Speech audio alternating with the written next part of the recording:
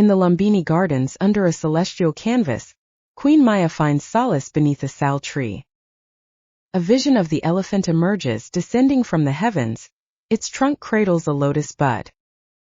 The night whispers of new life, as the dream fills Queen Maya with a premonition of birth. In her royal journey, Queen Maya arrives at Lumbini Garden. Beneath the sala tree, Queen Maya gives birth. Each step of the infant blesses the earth, flowers blooming miraculously. In a sumptuous palace, Prince Siddhartha demonstrates exceptional skills. Yet, a sense of hollowness troubles his heart. Elsewhere in the palace, King Suddhodana, concerned about his heir's future. He orders his servants to hide any signs of pain and distress from the prince. Beyond his palace walls, Siddhartha steps into the cacophony of life outside. He observes an elder's weakened body, signaling life's temporal nature.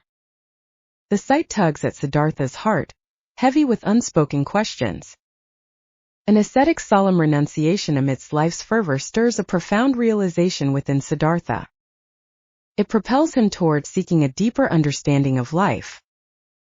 At the threshold of the shimmering palace, Siddhartha lingers, the weight of his decision anchoring him. Silhouettes against the night, the figures of Yasodhara and Rahula are etched in Siddhartha's heart as he departs. Turning away from harsh self-denial, Siddhartha Gautama seeks a middle way. Days and nights pass, as Siddhartha delves deep into meditation. Buddha stands at Deer Park, sharing his insights. His sermon echoes through Sarnath and beyond. Throughout his lifetime, the enlightening teachings of Buddha shine brightly. Reaching the advanced age of 80, his peaceful passing marks a significant moment.